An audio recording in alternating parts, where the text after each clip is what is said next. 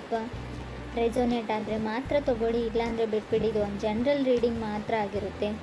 ಕಾರ್ಡ್ಸ್ನ shuffle ಮಾಡಿದಾಗ ನನಗೆ first card sun card ಬಂದಿದೆ. ಯಾವಾಗಲೂ ಹೇಳೋ ಹಾಗೆ ಇಡೀ ಟ್ಯಾರೋ ಡೆಕ್ಕಲ್ಲೇ sun card is a positive card ಅಂತ ನಾನು ಹೇಳ್ತೀನಿ. ಸನ್ ಕಾರ್ಡ್ ಒಂದು ಖುಷಿ, ಸಂತೋಷನ, ಹ್ಯಾಪಿನೆಸ್ನ, ಜಾಯ್ಫುಲ್ನೆಸ್ನ ರೀಪ್ರೆಸೆಂಟ್ ಮಾಡುತ್ತೆ. ಯಾರಾದರೂ ಪ್ರೆಗ್ನೆನ್ಸಿಗೋಸ್ಕರ ವೇಟ್ ಮಾಡ್ತಾಯಿದ್ರೆ, ಖಂಡಿತವಾಗ್ಲೂ ತಾಯಿ ಆಗಬೇಕು ಅಂತ ಅಂದ್ಕೊಂಡಿದ್ರು ಕೂಡ ಖಂಡಿತ ಒಂದು ಪಾಸಿಟಿವ್ ನ್ಯೂಸ್ ಬರುತ್ತೆ ಅಂತ ಕಾರ್ಡ್ ಹೇಳುತ್ತೆ. ಅಥವಾ ಯಾರನ್ನಾದರೂ ನೀವು ಅರ್ಥ ಮಾಡ್ಕೊಳ್ಳೋಕ್ಕೆ ತುಂಬ ಟ್ರಬಲ್ ಅಂತ ಹೇಳ್ತೀನಿ, ತೊಂದರೆ ಪಡ್ತಾಯಿದ್ರೆ, ಆ ವ್ಯಕ್ತಿ ಅರ್ಥನೇ ಆಗ್ತಾಯಿಲ್ಲ ಅಂತ ಅನ್ನಿಸ್ತಾ ಇದ್ದರೆ ಅದರ್ ಪರ್ಸನ್ಗೂ ಅಥವಾ ನಿಮಗೂ ಈ ಥರ ಫೀಲ್ ಆದರೆ, ಸೊ ಅರ್ಥ ಆಗೋ ಸ್ಟಾರ್ಟ್ ಆಗಿದೆ ಇತ್ತೀಚೆಗೆ ಅಂತ ಹೇಳ್ಬೋದು. ಸಕ್ಸಸ್ ಅಂತ ಹೇಳ್ತೀನಿ, ನೇಮ್ ಆ್ಯಂಡ್ ಫೇಮ್ ಅಂತ ಹೇಳ್ಬೋದು. ಸೊ ಅನ್ಕಂಟ್ರೋಲೇಬಲ್ ಫೀಲಿಂಗ್ಸ್ ಇದ್ದರೂ ಕೂಡ ಕೆಲವೊಮ್ಮೆ ಸನ್ ಕಾರ್ಡ್ ಬಂದಿರುತ್ತೆ. ಯಾವ ಥರ ಅಂದರೆ ನಿಮ್ಮ ಫೀಲಿಂಗ್ಸ್ನ ನೀವು ಕಂಟ್ರೋಲ್ ಮಾಡ್ಕೊಳ್ಳೋಕ್ಕೆ ಆಗ್ತಾಯಿಲ್ಲ ಕೆಲವರಿಗೆ, ತುಂಬ ಟೆಂಪ್ಟಿಂಗ್ ಫೀಲಲ್ಲಿ ಕೆಲವ್ರು ಇದ್ದೀರಾ. ಸನ್ ಕಾರ್ಡ್ ಫಸ್ಟ್ ಕಾರ್ಡ್ ಬಂದಿರೋದ್ರಿಂದ ಸೊ ಏನೇನೋ ಆಗ್ತಾಯಿದೆ ಲೈಫಲ್ಲಿ. ಸ್ಟಾರ್ಟಿಂಗ್ ಎಕ್ಸ್ಪೀರಿಯನ್ಸ್ ಅಂತ ಹೇಳ್ಬೋದು, ಫಸ್ಟ್ ಟೈಮ್ ಅಂತ ಹೇಳ್ತೀವಲ್ಲ, ಯಾರ ಮೇಲೂ ತುಂಬ ಹೆವಿ ಲವ್ ಆಗಿದೆ ನಿಮಗೂ ಅಥವಾ ಅದರ್ ಪರ್ಸನ್ಗೂ. ಸೊ ಅನ್ಕಂಟ್ರೋಲೇಬಲ್ ಫೀಲಿಂಗ್ಸ್ ಅಂತ ಹೇಳ್ಬೋದು. ಕೆಲವರಿಗೆ ವೆಕೇಷನ್ನ ಅಗತ್ಯ ಇದ್ದರೂ ಕೂಡ ಸನ್ ಕಾರ್ಡ್ ಬಂದಿರುತ್ತೆ ನಿಮಗೂ ಅಥವಾ ನಿಮ್ಮ ಪಾರ್ಟ್ನರ್ಗೂ. ಸೆಕೆಂಡ್ ಕಾರ್ಡ್ ನನಗೆ ಡೆವಿಲ್ ಕಾರ್ಡ್ ಬಂದಿದೆ. ಸೊ ಮೇ ಬಿ ಜಾಬ್ನ ಕ್ವಿಟ್ ಮಾಡಬೇಕು ಅಂತ ಅನ್ನಿಸ್ತಾ ಇರ್ಬೋದು ಕೆಲವರಿಗೆ. ಸೊ ಮೇ ಬಿ ಏನೋ ರಾಂಗ್ ಆಗ್ತಾಯಿದೆ ನನ್ನ ಜೊತೆ, ಏನೋ ತಪ್ಪಾಗ್ತಾ ಇದೆ, ಇಲ್ಲೇನೋ ಸರಿ ಇಲ್ಲ ಅಂತ ಅನ್ನಿಸ್ತಾ ಇದೆ. ಕೆಲವರು ಡೌಟ್ ಬರೋ ಸ್ಟಾರ್ಟ್ ಆಗಿದೆ. ಸೊ ನಾನು ತುಂಬ ವರ್ಕ್ ಮಾಡ್ತಾಯಿದ್ದೀನಿ, ನಾನು ತುಂಬ ಹಾರ್ಡ್ ವರ್ಕರ್ ಇದ್ದೀನಿ. ಸೊ ನನ್ನ ಶ್ರಮಕ್ಕೆ ಇಲ್ಲಿ ಪ್ರತಿಫಲ ಇಲ್ಲ ಅಂತ ನಿಮಗೂ ಅಥವಾ ಕೆಲವ್ರಿಗೆ ಅನ್ನಿಸ್ತಾ ಇದೆ. ಡಿಸಾಸ್ಟರ್ಸ್ ಅಂತ ಹೇಳ್ಬೋದು. ತುಂಬ ಪೊಸೆಸಿವ್ ಇದ್ದೀರಾ ನೀವು ಅಥವಾ ನಿಮ್ಮ ಪಾರ್ಟ್ನರು ತುಂಬ ಪೊಸೆಸಿವ್. ಸೊ ಯಾವ ಥರ ಅಂದರೆ ಕ್ರೀಪಿ ವೇಯಲ್ಲಿ ಅಂತ ಹೇಳ್ಬೋದು. ಸೊ ಪಾಸಿಟಿವ್ ಪೊಸೆಸಿವ್ನೆಸ್ ಅಲ್ಲ ಇದು, ತುಂಬ ನೆಗೆಟಿವಿಟಿ ಇದೆ, ಟಾಕ್ಸಿಕ್ ಎನರ್ಜಿ ಅಂತ ಹೇಳ್ತೀವಿ. ನಿಮ್ಮನ್ನು ಅವ್ರು ಫುಲ್ಲಿ ಕಂಟ್ರೋಲ್ ಮಾಡೋಕ್ಕೆ ಟ್ರೈ ಮಾಡ್ತಾ ಇದ್ದಾರೆ ನಿಮ್ಮ ಪಾರ್ಟ್ನರ್, ಅಥವಾ ನೀವು ಅವರನ್ನು ಆಲ್ರೆಡಿ ಮ್ಯಾರಿಡ್ ಇರ್ಬೋದು. ಅವ್ರ ಜೊತೆ ಯಾಕೆ ಮಾತಾಡಿದೆ, ಇವ್ರ ಜೊತೆ ಯಾಕೆ ಮಾತಾಡಿದೆ. ಸೊ ಅನುಮಾನ ಅಂತ ಹೇಳ್ತೀನಿ, ತುಂಬ ಡೌಟ್ಸ್ ಇದೆ ಅವ್ರಿಗೆ. ಥರ್ಡ್ ಕಾರ್ಡ್ ನನಗೆ ಮೆಜಿಷಿಯನ್ ಕಾರ್ಡ್ ಬಂದಿದೆ. ಮೇ ಬಿ ನೀವು ಕನೆಕ್ಟ್ ಆಗಿರೋ ವ್ಯಕ್ತಿ ವೃಶ್ಚಿಕ, ಮಿಥುನ ಅಥವಾ ಕನ್ಯಾ ರಾಶಿಯವರು ಆಗಿರ್ಬೋದು. ಬಿ ಕೇರ್ಫುಲ್ ಅಂತ ಹೇಳ್ತಾ ಇದೆ. ಎಸ್ಪೆಷಲಿ ನೀವು ಸೊ ನಾನು ಮಾತನ್ನು ರಾಂಗಾಗಿ ತೊಗೊಳ್ಬೇಡಿ. ಮೇ ಬಿ ಮಿಥುನ್ ರಾಶಿಯವ್ರ ಜೊತೆ ಕನೆಕ್ಟ್ ಆಗಿದ್ರೆ ಸ್ವಲ್ಪ ಕೇರ್ಫುಲ್ ಆಗಿರಿ ಅಂತ ಹೇಳುತ್ತೆ. ಎಲ್ರಿಗೂ ಅನ್ವಯಿಸಲ್ಲ ಫ್ರೆಂಡ್ಸ್, ಮತ್ತೆ ಹೇಳ್ತಾ ಇದ್ದೀನಿ, ಕೆಲವ್ರಿಗೆ ಮಾತ್ರ. ಕೆಲವರು ಡ್ರೀಮ್ ಅಂತ ಪಡ್ತಾಯಿದ್ರೆ ನಿಮ್ಮ ಲೈಫಲ್ಲಿ ಈ ವ್ಯಕ್ತಿನೇ ಬರಬೇಕು, ತುಂಬ ಕನಸುಗಳನ್ನ ಕಂಡ್ಕೊಂಡಿದ್ರೆ ಮೇ ಬಿ ಅವ್ರು ಸಿಂಹ ರಾಶಿ ಅಥವಾ ಮಕರ ರಾಶಿಯವ್ರ ಬಗ್ಗೆ ನೀವು ಕಟ್ಕೊಂಡಿರ್ಬೋದು ಅಂತ ಕಾರ್ಡ್ ಹೇಳುತ್ತೆ. ಫೋರ್ತ್ ಕಾರ್ಡ್ ನನಗೆ ನೈಟ್ ಆಫ್ ಪೆಂಟಿಕಲ್ಸ್ ಬಂದಿದೆ. ಮೇ ಬಿ ಮಕರ ರಾಶಿಯವ್ರ ಜೊತೆ ನೀವು ಕನೆಕ್ಟ್ ಆಗಿದ್ರೆ ಅವ್ರು ತುಂಬ ಅವ್ರ ಫೀಲಿಂಗ್ಸ್ನ ಕಂಟ್ರೋಲ್ ಮಾಡ್ಕೊಳ್ತಾರೆ, ಬಟ್ ನಿಮಗೆ ಅನ್ಕಂಟ್ರೋಲೇಬಲ್ ಫೀಲಿಂಗ್ಸ್ ಇದೆ ಅಂತ ಹೇಳ್ಬೋದು ಕಾರ್ಡ್ ನೋಡಿದರೆ. ಫೋರ್ತ್ ಕಾರ್ಡ್ ನನಗೆ ನೈಟ್ ಆಫ್ ಪೆಂಟಿಕಲ್ಸ್ ಬಂದಿದೆ. ಸೊ ಕೆಲವೊಮ್ಮೆ ನೈಟ್ ಆಫ್ ಪೆಂಟಿಕಲ್ಸ್ ಮಾಡೋದನ್ನೆಲ್ಲ ಮಾಡಿಬಿಡ್ತಾರೆ ನೀವು ಅಥವಾ ನಿಮ್ಮ ಪಾರ್ಟ್ನರು. ಸೊ ನಾನೇನೂ ಮಾಡಿಲ್ಲ ಅನ್ನೋ ರೀತಿ ಇರ್ತಾರೆ. ಸೊ ಸ್ಮೂತ್ ಕ್ರಿಮಿನಲ್ಸ್ ಅಂತ ಹೇಳ್ತೀವಿ. ಸೊ ಯಾವುದೋ ಒಂದು ತಪ್ಪು ಕೆಲಸ ಅಂತ ಹೇಳಲ್ಲ ಫ್ರೆಂಡ್. ಸೊ ಹೇಗೆ ನಿಮ್ಮನ್ನು ಪಡ್ಕೊಳ್ಬೇಕು ಅನ್ನೋದನ್ನೆಲ್ಲ ಅವ್ರು ಎಫರ್ಟ್ ಹಾಕಿ ಮಾಡಿಬಿಡ್ತಾರೆ. ಕೊನೆಗೆ ಅವ್ರ ಫೀಲಿಂಗ್ಸ್ನ ಶೇರ್ ಮಾಡ್ಕೊಳ್ಳ. ಸೊ ಬಂದು ನಿಮ್ಗೆ ಅವ್ರು ಪ್ರಪೋಸ್ ಮಾಡಲ್ಲ, ಹೇಳಲ್ಲ, ಅದನ್ನು ಮನಸ್ಸಲ್ಲೇ ಇಟ್ಕೊಂಡಿರ್ತಾರೆ. ಈ ಥರ ನೀವಿದ್ದೀರೋ ಅದರ್ ಪರ್ಸನ್ ಇದ್ದಾರೋ. ಸೊ ಏನೂ ಗೊತ್ತಿಲ್ಲ, ನನಗೇನೂ ಆಗಿಲ್ಲ, ಏನೂ ನಡೆದೇ ಇಲ್ಲ, ನನ್ನ ಮನಸ್ಸಲ್ಲಿ ಏನೂ ಇಲ್ಲ ಅನ್ನೋ ಥರ ಆ್ಯಕ್ಟ್ ಮಾಡ್ತೀರಾ ನೀವು ಅಥವಾ ಅದರ್ ಪರ್ಸನ್. ಕಾರ್ಡ್ ಹೇಳೋ ಪ್ರಕಾರ ತುಂಬ ಸೀಕ್ರೆಟಾಗಿ ಯಾರನ್ನು ಅಡ್ಮೈರ್ ಮಾಡ್ತಾ ಇದ್ದೀರಾ ಮನಸ್ಸಲ್ಲಿ ನೀವು ಅಥವಾ ಅದರ್ ಪರ್ಸನ್ನು ಅಂತ ಕ್ಲಿಯರಾಗಿ ಕಾರ್ಡಲ್ಲಿ ಗೊತ್ತಾಗ್ತಾ ಇದೆ. ತುಂಬ ಹೆವಿ ಲವ್ ಇದೆ, ಮನಸ್ಸಲ್ಲಿದ್ದಾರೆ ಆ ವ್ಯಕ್ತಿ, ಕನಸಲ್ಲಿ ಕೂಡ ಬರ್ತಾರೆ ಅಂತ ಹೇಳ್ಬೋದು. ಫಿಫ್ತ್ ಕಾರ್ಡ್ ನನಗೆ 8 ಆಫ್ ಸಾರ್ಡ್ಸ್ ಬಂದಿದೆ. ಫಿಫ್ತ್ ಪ್ಲೇಸಲ್ಲಿ 8 ಆಫ್ ಸಾರ್ಡ್ಸ್ ಬಂದರೆ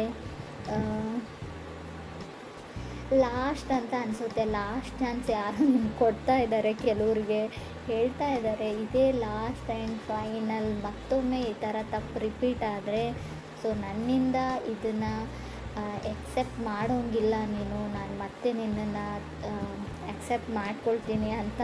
ಸೊ ಆ ಥರ ಯಾರೋ ನಿಮ್ಗೆ ಸರಿಯಾಗಿ ಆವಾಜ್ ಆಗ್ತಾ ಇದ್ದಾರೆ ಅಂತ ಕೂಡ ಹಾಕಿದ್ದಾರೆ ಆಲ್ರೆಡಿ ಅಂತ ಕೂಡ ಕಾರ್ಡ್ ಹೇಳ್ತಾ ಇದೆ. ಸಿಕ್ಸ್ ಕಾರ್ಡ್ ನನಗೆ 10 ಆಫ್ ವಾಂಡ್ಸ್ ಬಂದಿದೆ. ಕೆಲವ್ರಿಗೆ ಒನ್ ಸೈಡ್ ರಿಲೇಷನ್ಶಿಪ್ ಅಂತ ಹೇಳ್ತೀನಿ. ಸಾರಿ ಫ್ರೆಂಡ್, ಕೆಲವ್ರದ್ದು ಯಾಕೋ ಒಬ್ಬರ ಕಡೆಯಿಂದ ಇಂಟ್ರೆಸ್ಟ್ ಇಲ್ಲ, ಇನ್ನೊಬ್ಬರ ಕಡೆ ತುಂಬ ಇಂಟ್ರೆಸ್ಟ್ ಇದೆ. So no is no, yes is yes ಅಂತ ಹೇಳ್ತೀವಿ.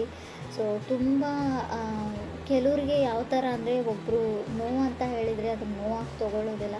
ಸೊ ಅವ್ರಿಗೆ ಇಷ್ಟ ಇಲ್ಲ ಅಂದರೆ ಅವ್ರ ಪಾಡಿಗೆ ಅವ್ರನ್ನ ಬಿಟ್ಬಿಡಿ, ಬ್ರೇಕಪ್ ಮಾಡ್ಕೊಳ್ಳಿ, ಮದುವೆ ಆಗಿದ್ದರೂ ಕೂಡ ಡಿವೋರ್ಸ್ ತೊಗೊಳ್ಳಿ ಅಂತ ಹೇಳ್ತೀನಿ. ಕೆಲವೊಮ್ಮೆ ತುಂಬ ಕ್ರೀಪಿ ಅಂತ ಆವಾಗಲೇ ಹೇಳಿದೆ, ತುಂಬ ಡೌಟ್ಸು ನಿಮ್ಮ ಮೇಲೆ, ಯಾವಾಗಲೂ ಅನುಮಾನ, ಯಾವಾಗಲೂ ಹರ್ಟ್ ಮಾಡ್ತಾರೆ. ಟಾಕ್ಸಿಕ್ ರಿಲೇಷನ್ಶಿಪ್ ಇದ್ದರೆ ಅದರಿಂದ ಹೊರಗಡೆ ಹೋಗಿ, ನೀವು ಅಥವಾ ಅದರ್ ಪರ್ಸನ್.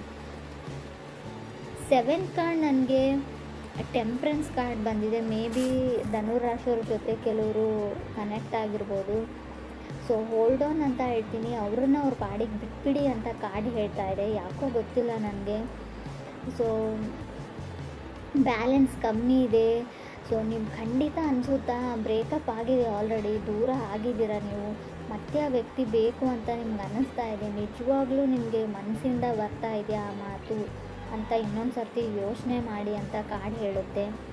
8th ಕಾರ್ಡ್ ನನಗೆ ಎಂಪ್ರರ್ ಬಂದಿದೆ. 9th ಕಾರ್ಡ್ ನನಗೆ 8 ಆಫ್ ವಾಂಡ್ಸ್ ಬಂದಿದೆ. ಮೇ ಬಿ ಕೆಲವರು ಮೀನ್ ರಾಶಿಯವ್ರ ಜೊತೆ ಕೂಡ ಕನೆಕ್ಟ್ ಆಗಿರ್ಬೋದು.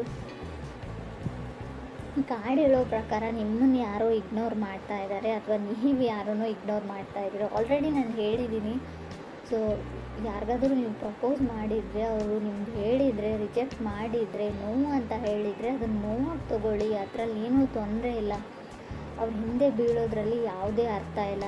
ಸೊ ನೀವು ಮಾಡ್ತಾ ಇದ್ದೀರಿ ಅಂತ ಹೇಳ್ತಾ ಇಲ್ಲ, ನಿಮಗೆ ಯಾರಾದರೂ ಈ ಥರ ಮಾಡ್ತಾ ಇರ್ಬೋದು. ಆಲ್ರೆಡಿ ನೀವು ಹೇಳಿದ್ದೀರಾ ಅದರ್ ಪರ್ಸನ್ಗೆ ನನಗೆ ಇಷ್ಟ ಇಲ್ಲ ಅಂತ.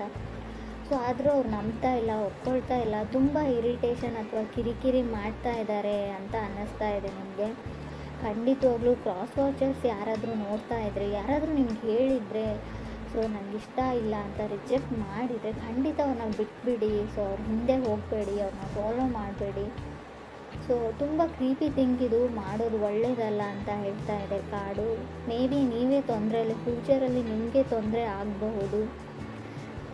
10th ಕಾರ್ಡ್ ನನಗೆ 6 ಆಫ್ ಸಾರ್ಡ್ಸ್ ಬಂದಿದೆ. ಕೆಲವೊಮ್ಮೆ 6 ಆಫ್ ಸಾರ್ಡ್ಸ್ 10th ಪ್ಲೇಸಲ್ಲಿ ಬಂದರೆ ಖಂಡಿತವಾಗ್ಲೂ ನಿಮ್ಗೆ ಅನ್ಸೋಕ್ಕೆ ಸ್ಟಾರ್ಟ್ ಆಗುತ್ತೆ, ಎಲ್ಲರೂ ನನ್ನನ್ನು ಇಗ್ನೋರ್ ಮಾಡ್ತಾ ಇದ್ದಾರೆ, ಯಾರೂ ನಮ್ಮನ್ನು ಕೇರ್ ಮಾಡ್ತಾ ಇಲ್ಲ ಅಂತ. ನಿಮಗೂ ಅಥವಾ ಅದರ್ ಪರ್ಸನ್ಗೂ, ಅಥವಾ ಅವ್ರಿಗೆ ನಾನು ಇಷ್ಟ ಆದರೂ ಕೂಡ ಇಗ್ನೋರ್ ಮಾಡೋ ರೀತಿ ಆ್ಯಕ್ಟ್ ಮಾಡ್ತಾ ಇದ್ದಾರೆ ಅಂತ ಅನ್ನಿಸ್ಬೋದು. ಬಟ್ ಆ ಥರ ಎಲ್ಲ ನಿಜವಾಗ್ಲೂ ಅವ್ರಿಗೆ ನೀವು ಇಷ್ಟ ಇಲ್ಲ, ಅವ್ರನ್ನ ಅವ್ರ ಪಾಡಿಗೆ ಬಿಟ್ಬಿಡಿ ಅಂತ ಕಾರ್ಡ್ ಹೇಳ್ತಾ ಇದೆ.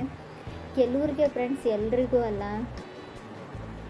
So someone is coming back ಅಂತ ಹೇಳ್ತೀನಿ. ಶೋರಾಗಿ ಹೇಳೋದಾದರೆ, ಸೊ ಯಾರು ನಿಮ್ಮ ಎಕ್ಸು ನಿಮ್ಮ ಲೈಫಲ್ಲಿ ಮತ್ತೆ ಬರೋಕ್ಕೆ ತುಂಬ ಟ್ರೈ ಮಾಡ್ತಾ ಇದ್ದಾರೆ. ಕೆಲವೊಮ್ಮೆ 2nd ಪ್ಲೇಸಲ್ಲಿ ಡೆವಿಲ್ ಕಾರ್ಡ್ ಇರೋದ್ರಿಂದ ಕೆಲವರು ರಿಲೇಷನ್ಶಿಪ್ ಹಾಳಾಗೋಗಿದೆ. ಆಲ್ರೆಡಿ ನಿಮ್ಮ ಮದುವೆ ಆಗಿರ್ಬೋದು, ಡಿವೋರ್ಸ್ ತೊಗೊಳ್ಳೋದೇ ಒಳ್ಳೆಯದು ಅಂತ ನಾನು ಹೇಳ್ತಾ ಇದ್ದೀನಿ. ಯಾಕಂದರೆ ತುಂಬ ಟಾಕ್ಸಿಕ್ ಇದೆ ನಿಮ್ಮ ರಿಲೇಷನ್ಶಿಪ್ಪಲ್ಲಿ.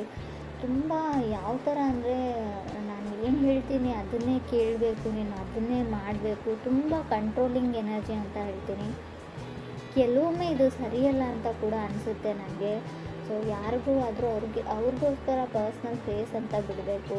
ಸೊ ಅವ್ರ ಪಾಡಿಗೆ ಅವ್ರು ಏನು ಮಾಡ್ತಾರೋ ಮಾಡಲಿ. ಸೊ ಅವ್ರ ಲೈಫಲ್ಲಿ ಕೂಡ ತುಂಬ ಎಲ್ಲನೂ ನಾನು ಹೇಳೇ ಮಾಡಬೇಕು, ನನಗೆ ಯಾವ ಥರ ಹೇಳ್ತೀನಿ ಅದೇ ಥರನೇ ಇರಬೇಕು ಅನ್ನೋದು ಕಂಟ್ರೋಲಿಂಗ್ ಎನರ್ಜಿ ಇದೆ. ಡಾಮಿನೇಟಿಂಗ್ ಅಂತ ಹೇಳ್ಬೋದು. ತುಂಬ ಯಾವ ಲೆವೆಲ್ಗೆ ಅಂದರೆ ನೆಗೆಟಿವ್ ಡಾಮಿನೇಷನ್ ಇದೆ ಇಲ್ಲಿ. ಸೊ ನಿಮ್ಗೆ ಇಷ್ಟ ಇದ್ದರೆ ಆ ರಿಲೇಷನ್ಶಿಪ್ಪಲ್ಲಿ ಇರಿ.